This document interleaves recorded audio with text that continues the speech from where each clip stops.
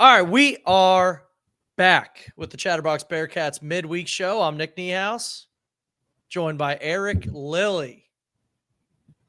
Lilly, I'm just going to start off real quick with this one. I think we might fight tonight. I think we might fight, me and you, because I'm sure if you watched our show, the post-game reaction of the Nebraska game, I was obviously very emotional. And I know you're even keeled.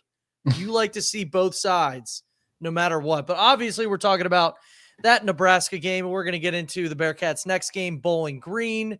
There's plenty to talk about. People are pretty upset. So let's start off with Nebraska. I feel like we were set up for failure, Lilly. I feel like the Bearcats team was slighted. I feel like Satterfield probably was upset.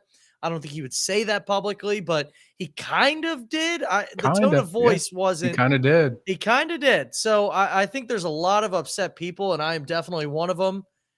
How are you feeling about the AD's choice to play in Arrowhead to take the money? Look, you need money to field a roster. I get it. But was that the right choice? I don't want to be the one to defend it, but like I do think there is a thing here where any of us would have done it too, because and I don't know the money situation. I know getting to that, and maybe some of our listeners don't know, but the schools started paying players this year, and you can pay them up to $20 million for all your sports. And I know we don't want to be the one power school that does not reach that minimum. So part of me thinks, Nebraska paying for part of that was a business decision for the athletic department in this year where, we're just getting to that Big 12 paycheck for the first time. It's horrible because I had a group of like 15, 20 guys that were going to go to the game at Lucas Oil. Like, it just, for the fans, it's horrible because we have a lot of fans that go to these road games once a year. Like, we don't have a crazy massive fan base like Alabama and all that, or Nebraska. My God. Yeah. We don't have a fan base like that. So like these doable road trips, now that we're in the Big 12, are fewer and far between. So like that Lucas Oil was like circled for UC diehards. It's like, we can drive home after the game. We can get a hotel if we want. You don't even have to take off Friday if you don't want to. And it ends up in Arrowhead, which is a Nebraska home game. It sucks. It's just one of those weird things. I get why they did it, and I hate that they did it. And if it was at Lucas Oil, we would have had a better chance of winning the game. And I'm not going to say we would have won it like a lot of people were saying, but you could tell the crowd was a pretty big factor, Niehaus. It was affecting the game. Yeah, I mean, you're watching the first drive on offense, and it's loud as all get out. And look, Cincinnati fans are no strangers to watching games at Arrowhead. Obviously there's a lot of crossover Bearcat Bengal fans who know very well that is one of the loudest stadiums in the world. And I know you texted this, so I'll give credit to you that you brought this to my attention tonight at the Montgomery Inn radio show. But Dan Horde, I guess, said that was louder than he heard the Bengals and Chiefs game. Much louder is what he said. Much louder. I don't know if he's playing it up for us, though, but I mean, there's a lady there that said she had to put earplugs in. I've heard other media members say it was the loudest game they've been to. And Satterfield mentioned it too, where he kind of referenced how, loud games, it's not always loud. Like, there are some drives in the middle of the game, like where the momentum's a little like, nothing dramatic happened. The fans are kind of getting tired. He said it didn't happen. Like the whole game, it was just here or here. Again, I don't think Coach is very happy that this game was at Arrowhead. No, he definitely wasn't. And I get it. Like, you need NIL to get better players. Like, you need more money to get better players.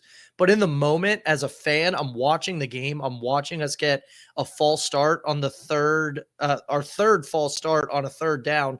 in the first half. And I can't just help but think like, hey, our AD screwed us when it came to winning this game. I'm not necessarily saying he screwed us, saying that was a awful decision and that like you can't take the money every time. Like, but Chuck said it, like it was a poverty program decision.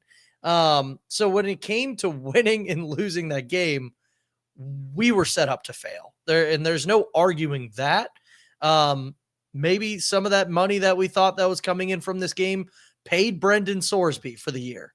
Who knows, right? Like, I get that part. I absolutely do. But like sitting there as a fan, I'm watching it on TV, loud as all get out. It was very upsetting and tough to watch. And speaking of tough to watch, what else do you have to say? Because I was going to move on to the it seems like it performance. was millions, right? But like the thing I was going to bring up is like, do you think Rutgers fans are happy with the more money they're getting from the Big Ten right now? Like, do you think it's more enjoyable for them than it was in the Big East? Or No. like there's other examples too. But like at the end of the day, like the disconnect between the athletic department and fans is that money. Like we want wins. And, we all understand they need money to do certain things, right? But there's always going to be a little friction there. And it stinks. It stunk. And speaking of, it stunk with exactly how I was saying it was hard to watch. This was hard to watch. It was the passing game. So let's get into that. Obviously, Brendan Sorsby had 69 passing yards. Not nice. I don't want to pile in on Brendan Sorsby because I got to say, like, I got to compliment him when it came to his running ability. And I said it on the show last week in the instant reaction, but like, he is tough. Like, he is so tough. And if you could rank the players on the team that wanted to win, he'd be number one, at least from what we can see as fans. Like, he would die on that field, it seems, for the Bearcats. And he just gets up. So give credit to him there, like when it comes to his toughness and his ethic and attitude. But like 69 passing yards. What in the world? What happened there, Lily? Yeah, Sorsby, he's a gamer. Like I know some people turned on him last year, and this feels like an extension of that, which I'm getting sick of saying, by the way. I felt like I said that the entire basketball season of like seasons running together and it feeling like the same thing. Hopefully that changes here in a month. But he's a gamer. He's a leader. I'm like, he makes me feel proud, if that makes sense. Like, I would love for this to translate to wins so that everybody can feel this. But we've had worse QBs. We've had a couple better. But I think he's a really good QB and can, take us to somewhere special possibly if these guys get it together. Now, 69 passing yards, Niehaus. Speaking of extension from last year, like down the stretch, like those games where it just felt like it was 30 minutes in between completions, it felt the same. And this is cope on my part, very likely, but it just felt like the environment, and back to the whole why are we playing here thing. It felt like the environment kind of rattled the communication between the quarterback and the receivers to me. Now, remember, this is a new O-line. They did fine, by the way. I don't think Sorsby didn't get sacked. He got hurried a couple times, but the O-line did good enough. Like, it was not their fault that we didn't have yards in there. There was a disconnect between the receivers and the quarterback, and we figured out a little in the second half. But like Joe Royer had 11 yards. Nebraska blew up every screen we threw the entire night, and that's a trend from last year that we don't want to see continue, but it's happening again. I really think it was the environment and just the lack of experience with those players personally. I think also the environment week one, like brand new wide receiver core. You saw Texas, you saw like a couple. Yeah, Alabama, Ohio State too, really. Yeah. So week one, that's a tough environment. So yeah, they got screwed. Like it's not. I'm not saying that they deserve an excuse because they didn't play that great, but they got screwed. Let's put it that way. You mentioned it, Joe Royer. What in the world? 3 targets, and they were all at the line of scrimmage or even behind it. Explain that. Like that, it's inexcusable. That's our easily best weapon. And what do you do there? Like how can you justify 3 targets? And he hasn't had 50 yards since the Colorado game. Like that's 5 games in a row now. It would be really nice to just get Royer a big game against Bowling Green and the offense to get humming. I know it won't convince anybody that we're changing, but it would just be nice for them to feel it because this offense has been an absolute disaster since late October, maybe even the whole October. Yeah, Texas Tech was in September. So it's been a while. And I do not know. That they took away Royer. They did a great job on him. And, it makes sense. Like, think about it from Nebraska's perspective. He is our talisman. He is the focal point of our offense in theory. We'll see if that happens. But the other receivers are new. And Nebraska is like, they probably approached it like, hey, let the new guys beat us in this environment. And they didn't. Yeah. Couple other coaching comments or storylines I am thinking of when it came to the game. Another inexcusable thing, right? Tawi Walker, 7 carries. Evan Pryor, 5 carries. There's one thing that I want to point out, and this has nothing to do with the actual player because I don't even know. Not going to lie, like, didn't even know who he was before the game, right? But, like, in the second half, you've got Chance Williams in for a series for a 3 and out, getting a carry. Like, it's not like Tawi Walker was tired. Like, he had 7 carries. Why? Yeah. Why do we have 4 guys running the ball? 5 if you count Sorsby. But Tawi Walker, 7 carries. Evan Pryor, 5. Chance Williams gets 1. Manny Covey gets 1. Like, we didn't run the ball enough to have those 2 get tired. I found that inexcusable. And again, it was 1 drive. So, like, I don't want to, again, I'm not picking every on the drive actual matters, running though, when they're running clock like that. My God. It's true. So, like, are you thinking the same thing I'm thinking that, like, yep, we just have to get Walker more carries because he looked good. Yeah. I was impressed, and it just felt like we didn't see him much. I know they like the running back room, but at the same time, it's like we have Bowling Green and Northwestern State coming up. Like, get Chance Williams and Manny Covey their snaps then. And I don't think that's why we lost the game personally, but it was weird. These were high leverage moments. It wasn't like it was the second quarter and we were trying to figure something out. This was in the second half. Like, and he started the drive. Like, it just felt weird to me, out of place.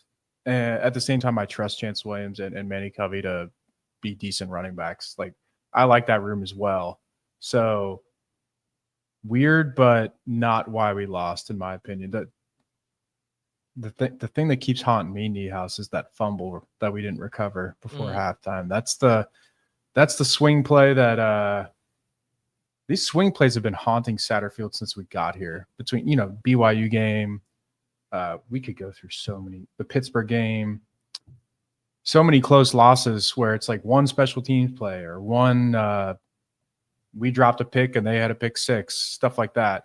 And it was here again with Logan Wilson dropping a pick 6 potentially, and Monte Whedon.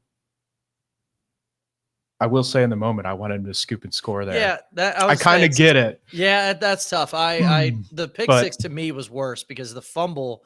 Yeah, you can fall on it, but people are going to come at you that you didn't scoop it up and score, right? Yeah. But if you fall on it, they don't score 7 before halftime. Yeah. Whoa! How much positivity have we gotten from Lily tonight? Niehaus with the Chuck, pitchforks out. What's up, I'm gonna everyone? get fired here. Chuck, I started the show off. I said I think me and Lily are going to fight, but I don't think Lily's putting up much of a fight when it comes to defending the administration. That's how we started. Sure I'll come up with something.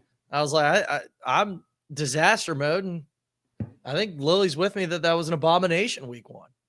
Yeah. I think in terms of us just losing to Nebraska in an environment that felt entirely like their own home game, whatever. I mean, it's game 1. It happens, right? It's a culmination of everything that's happened in the past couple of seasons, the way that it went down, the fact that you had a chance to win it late, throwing the end zone when you were right there for the field goal. And it just feels like Groundhog's Day in both football and basketball in their own right.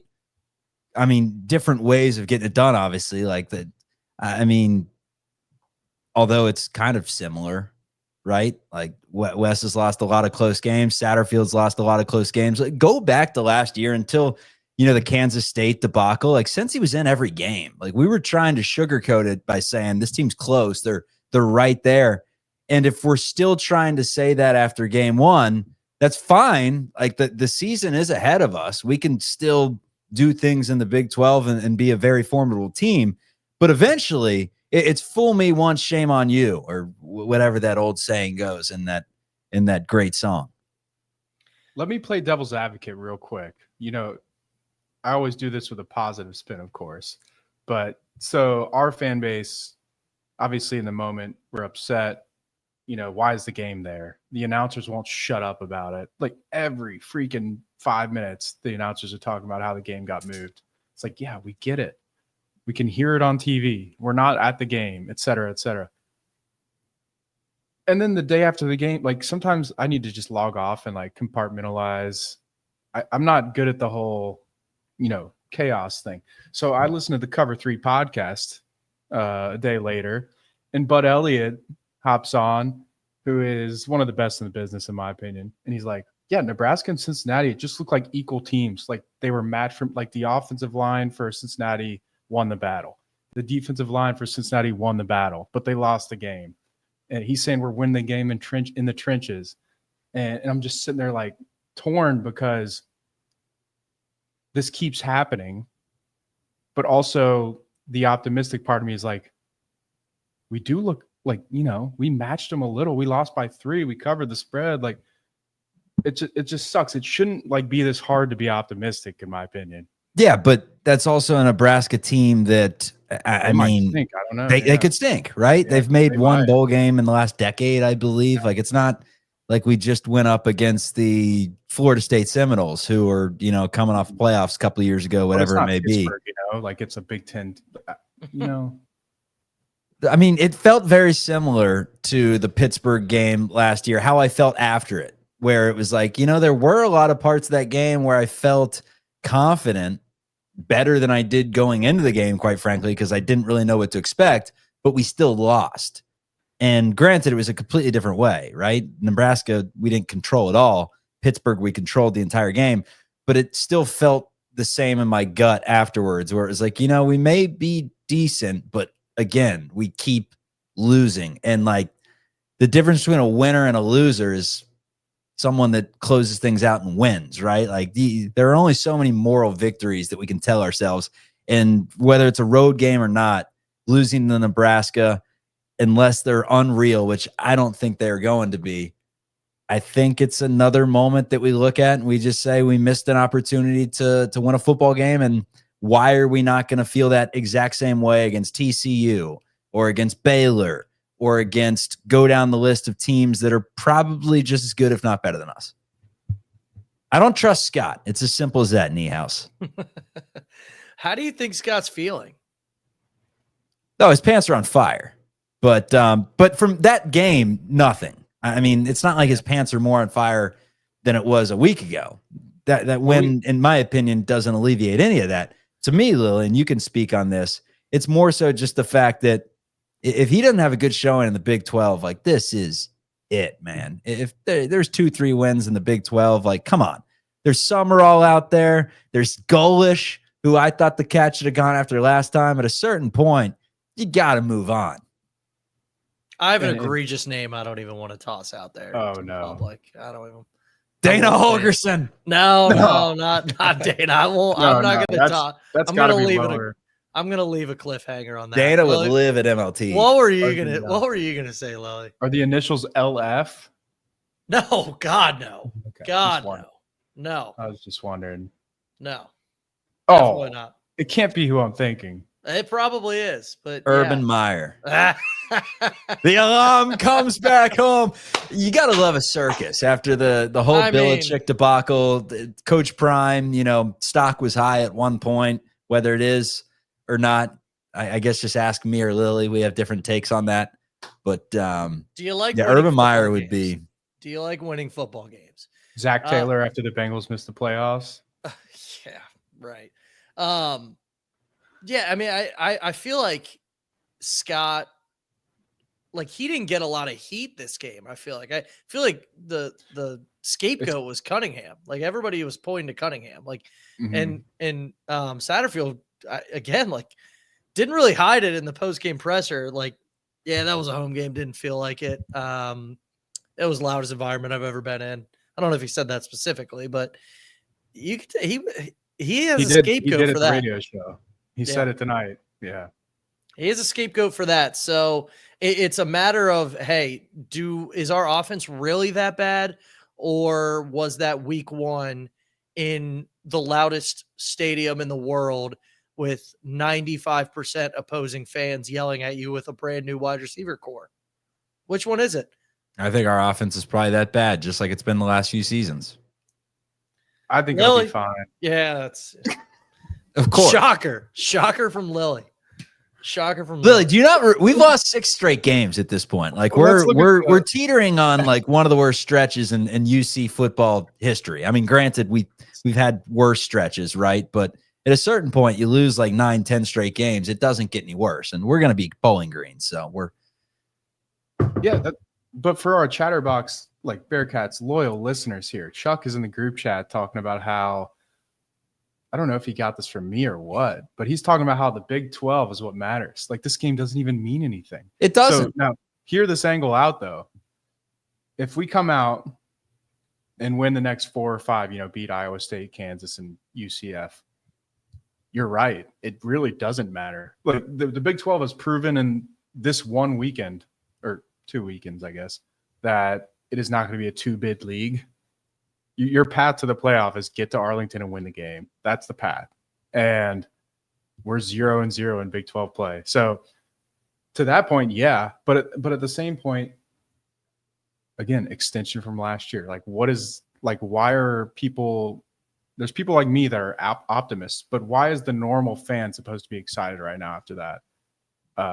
We're not. One thing to be excited about is we lost by 3. We covered the spread. It didn't look pretty. A lot of fans went to bed at halftime and didn't even see the fun part. You had fun at the end? Well, it wasn't fun, but the fun hat. Like it was more entertaining, I guess. It's the way to put it. God, I'm so beaten down with losing. Just have lost so much. Like Niehaus, if we win 53-0 against Bowling Green and we win 53-0 versus Northwestern State, and go into the bye, we're healthy. Going into the Kansas game, it doesn't really do anything, does it? There's optimism. No, but there's been optimism around Clifton for a minute now. No, you're right. Like, but how much? I mean, I think when we went to Colorado last year, I don't know about you guys and Texas Tech, both those road trips, I think there was a lot of optimism. Like I was excited for those games. Colorado is. I remember sending out a tweet. You could probably dig through Twitter and find it. I said, this is the most excited I've been for a Cats game in 5 years.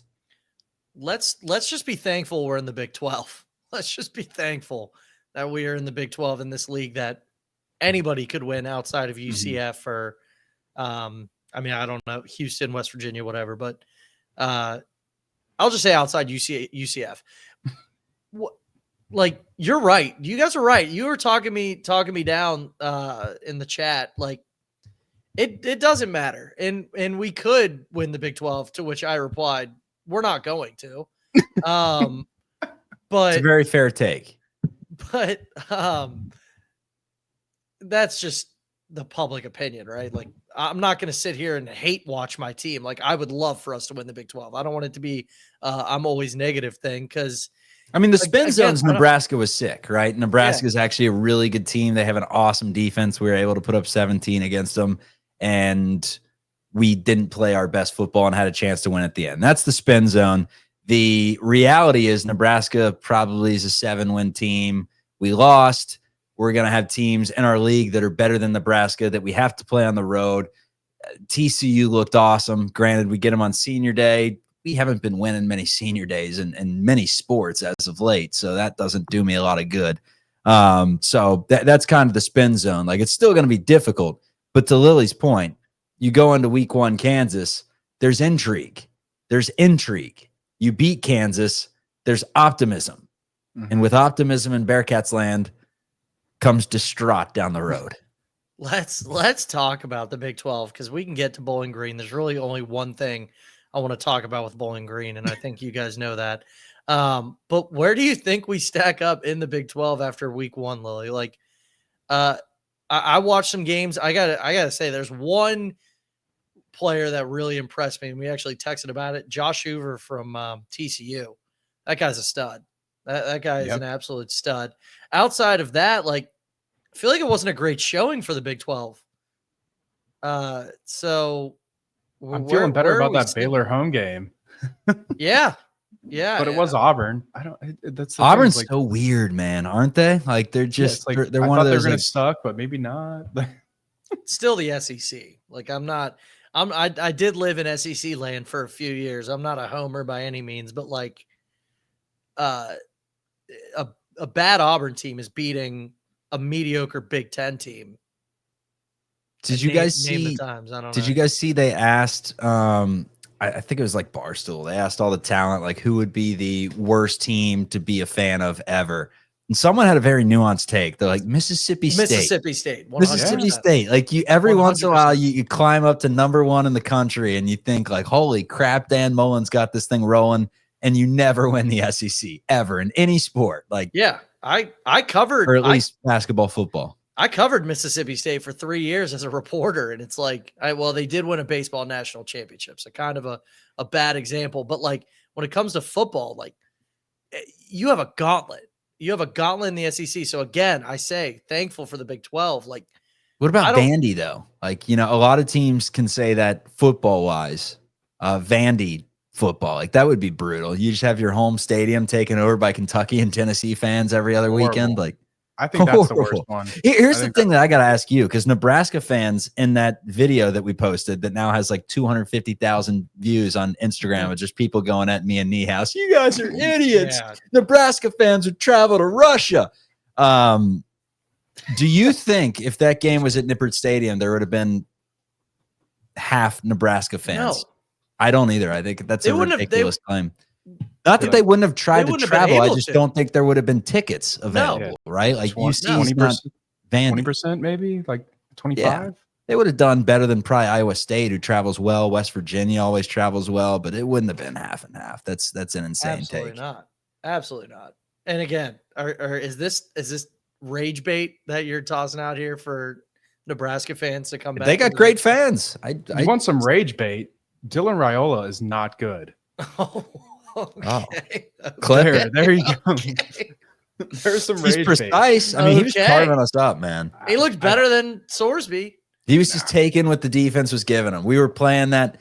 I mean, God, dude, our defense. So it's the bend but don't break. How do we only give up 20 points? They were just marching at all times. I was gonna say, like, that was the other coaching thing. Like, and I guess it's the 3-3-5, but like, it's just the way we play. Cushion, so much cushion. I feel like nothing was difficult. Like, and then again, like, it is bend don't break. So I guess it kind of worked, because 20 points, not a lot. No, it gave ourselves a chance to win, right? Like, I mean, there were some plays where we had pressure on them. We had what? How many sacks do we have? Oh, we had 5. Let me see. 4, I think. And Sorsby didn't get sacked. Like, it felt like Nebraska was running clock in the first half. Like, they just had control, man. Yeah. They just had control. Time of possession. They were getting their third downs. That was the difference in the game. Every single time, 3rd and 4, 3rd and 5, we couldn't get them off the field. To me, it was like we had our 2 opportunities and we blew both of those. The turnovers. Like, last year was bend don't break. We knew we didn't have the talent, like with the injuries on the D line and stuff, and we just could not force turnovers. This year, we should be able to force turnovers, and the 2 big ones that would have won this game didn't happen.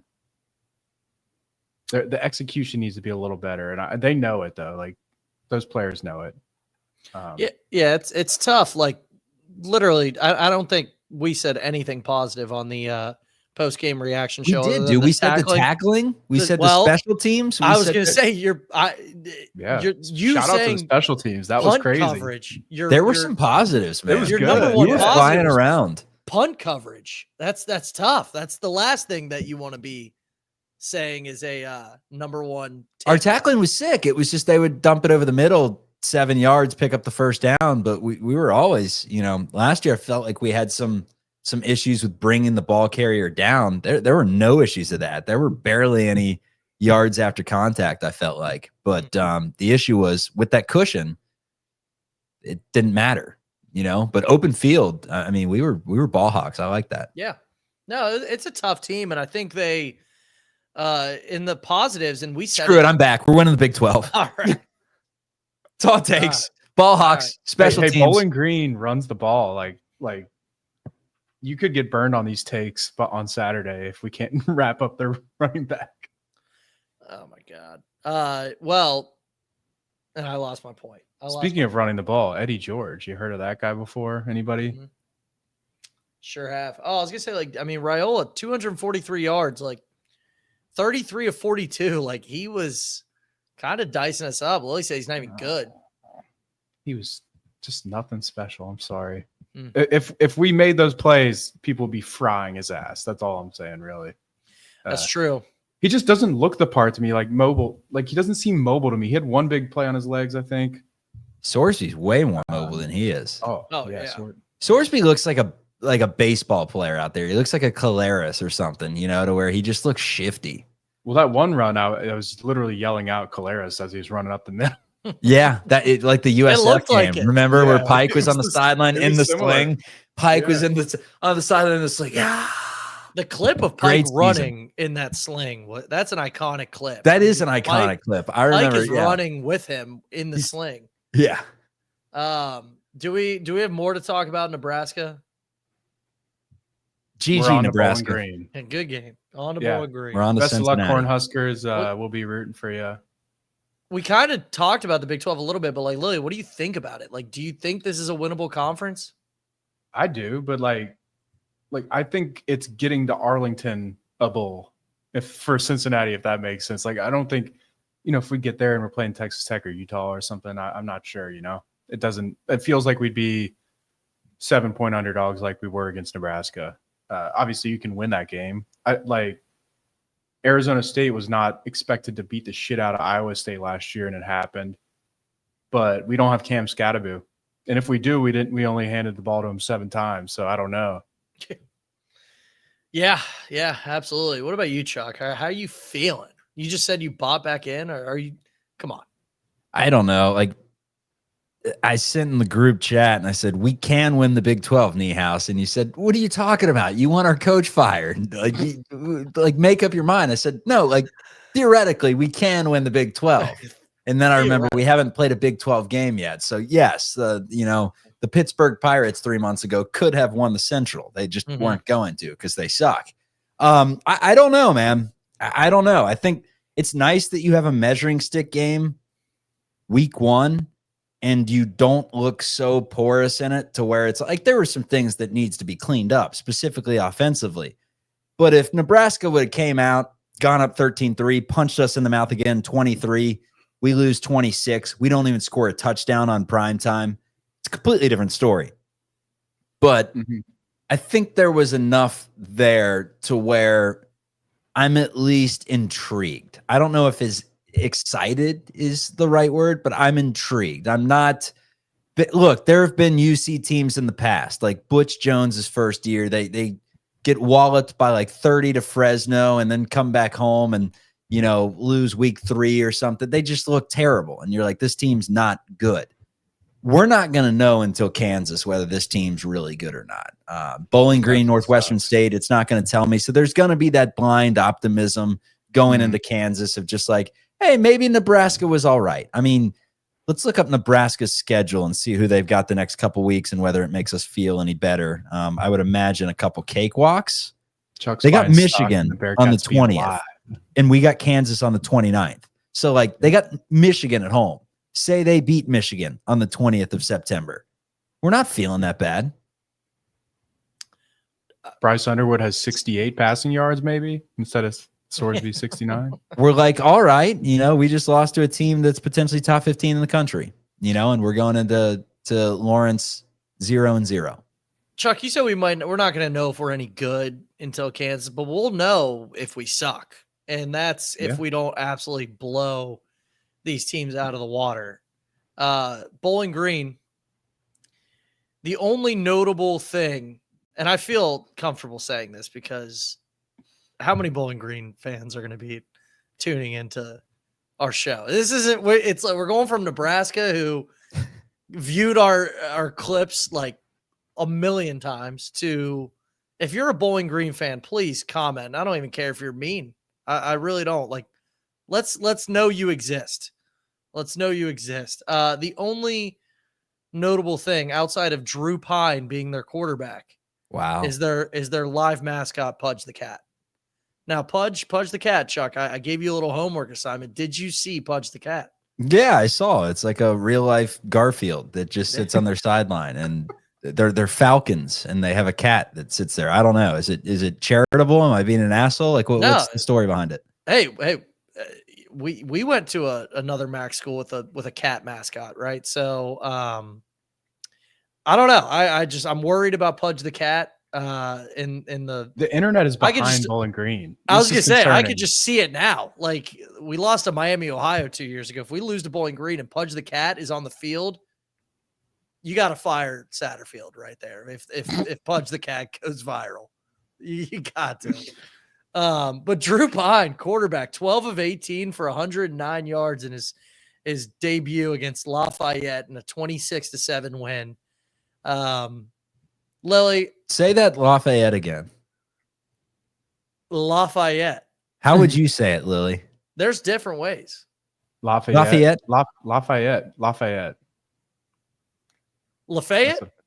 I don't know. That was always one that was debated amongst the newsrooms, because we had Lafayette's in every single market. And in Lexington, I would say Lafayette. And they'd be like, no, it's Lafayette. I'd be like, I said that. No, Lafayette. I'd be like, shut the. Well, I'll tell you what, there's a Lafayette in Mississippi where I lived, and it was Lafayette. So, what? Yeah, and they would get mad if you say Lafayette. So Dude, I learned that quickly. When I was doing CBS in San Francisco, there was a place called Reardon. It was Riordan, and they were like the molar of the Bay Area, Archbishop Reardon, and they were sick. Mm-hmm. And this is like one of my first newscasts out there, and I have a young producer that doesn't know the Bay Area that well, and he puts in like parentheses basically how you say it, and he says Riordan. So I went on the air and called. That would be like me as a newscaster calling Archbishop Moeller like Archbishop Meller, like the Meller Crusader, and I just, oh God, burn the tape. Tape. I didn't get a lot of emails. I got some emails after that show. They're like, you, how could you do that to an institution? I'm like, Jesus, burn the tape.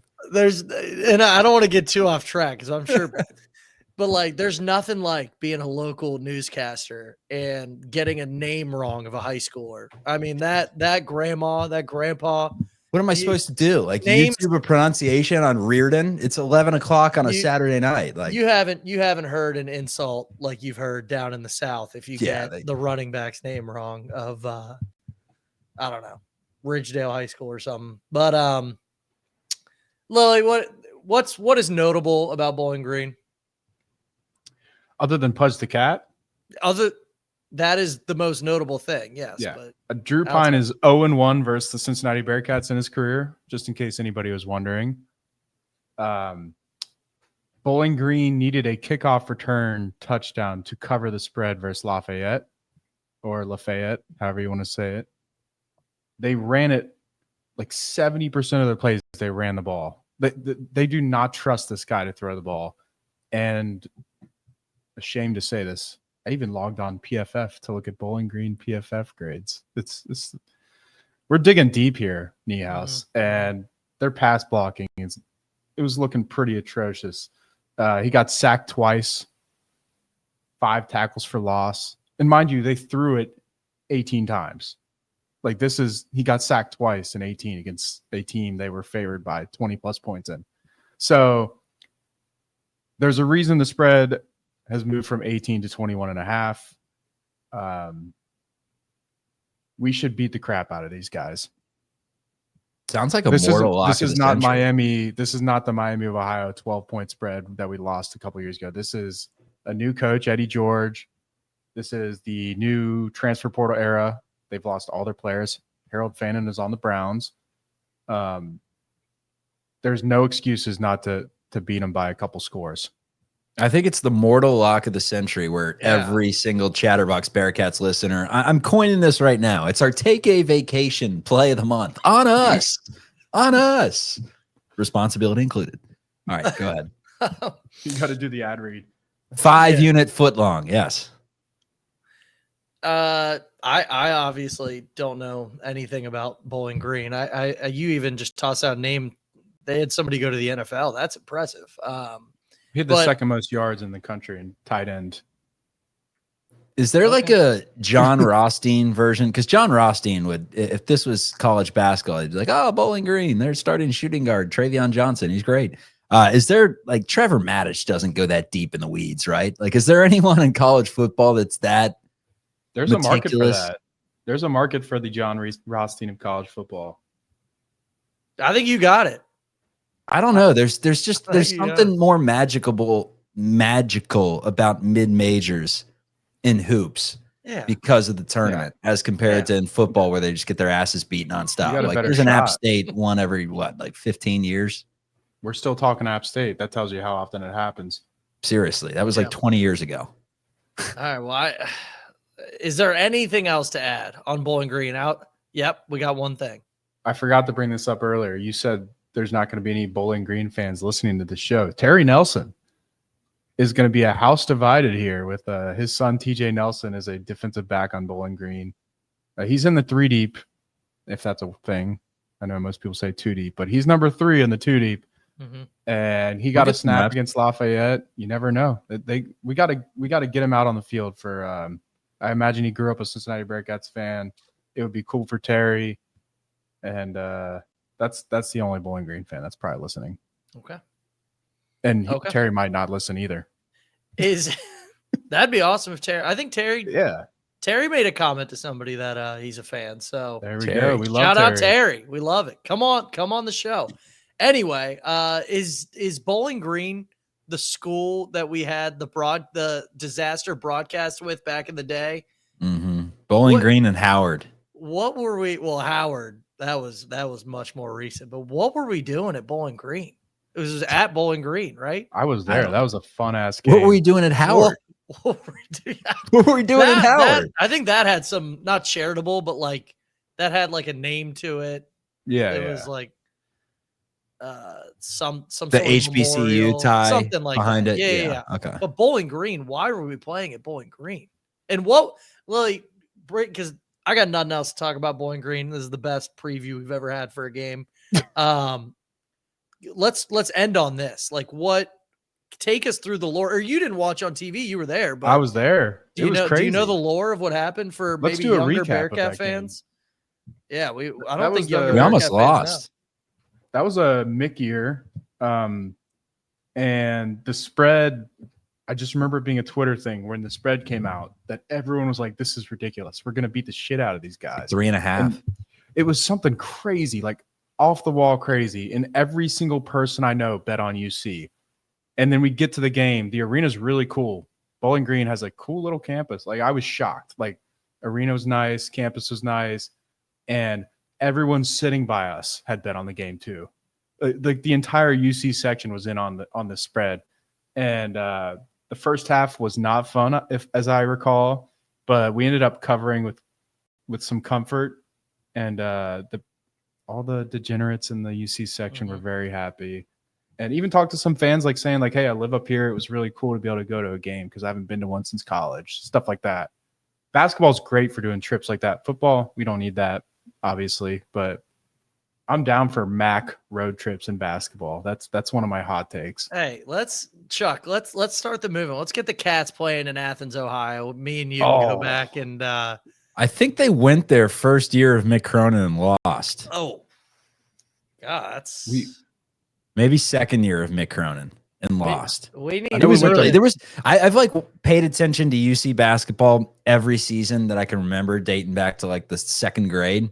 And the one year that I didn't pay attention to the non-conference, life must have been busy, sophomore in high school or whatever, was the year where we were like legit 4-8. We lost to like Temple, we lost to like UAB, and then turned it around. Actually, we're pretty good in the Big East. I think we beat like Herringody and beat, Scotty Reynolds, and we were winning some games at home. We were decent, but we were so bad in the non-con. And that was one season where like there were a few box scores that I wasn't even looking up on. I was just like, oh, we lost to OU. Oh, yeah. Well, speaking of the Bowling Green though, like I didn't even get the full story. Like apparently the broadcast was a disaster. We need to. Yeah. So what they did was it was an ESPN3 game, maybe even before ESPN3 existed. But typically nowadays, for a decent sized matchup, you get some form of a professional that either works for the university as a graduate and works in their media department, whatever. Bowling Green said, no, we're just going with like the freshmen and sophomores that want to be broadcast. And here's the thing, everyone in the comments, everyone watching, everyone, until that red light turns on, it's really easy to do this. I promise you. When I thought, I was like, I'll be Scott Van Pelt tomorrow. I'm 16 years old. I got pimples all over my face. That red light turned on. I shit my pants. I mean, it's tough. And for them to have their first broadcast with like Mick Cronin 5 feet away from them, where they're like, oh, that Quadri Moore guy's not putting, and Mick gives him a, that's terrifying, man. And it wasn't the greatest analysis we've ever heard in our lives. Can you imagine if me and you, when we were freshmen or sophomores at OU, did a UC OU basketball game live for Bearcat fans to see? I mean, it would have been the most. So I did the Moeller High School games, and they weren't horrible, I feel like, but I would have to go back in time and listen because they could have been bad. In fact, God, this is going to get the Fairfield faithful pretty mad. After the Crusaders took down Fairfield in the state semis or state quarters or whatever, Fairfield had a good team. I guess Fairfield went up by like 3 with like 2 minutes left, and we ended up going to the Final Four. And I said, I thought the only thing in Fairfield was Metropolis, but they got a good basketball team. And I got like 19 emails like, how disrespectful. And I was like, I'm 16. I'm sorry. I forgot about Metropolis. Holy crap. Just a one-liner for the ages that backfired on me. I think Coach Kramer had to sit me down like, let's go easy on the one-liners, bub. Yeah, we've all had those. Yeah. I think that does it for the show, guys. You got anything else to add, Chuck? I mean, I'm talking about Metropolis, so no, I got nothing left in the arsenal. I just want to watch some football, man. I'm excited. Yeah. Take the Cats -21.5, right? I'm going to be taking them. Have a vacation on us. It opened at 18. It's a sucker bet now. I'm passing. I'm going to bet the over as my counter attack because it's gone down 3 points. My over bet is that we're going to smack them. Yeah, we're going to win 49-7, and you're going to be like, what was I doing not laying 18 in the hook? Yeah, I'm taking them. I'm taking them. Well, hey, that's our show. Thanks for sticking around this long. Make sure you like, subscribe. Subscribe to us on YouTube. We're all over Spotify, Apple Music, everywhere you get your podcast. Almost to 500. Yeah. Hey, let's get to 500 before Bowling Green. That'd be amazing if you guys could get us to 500. So that's it, guys. See ya. See you.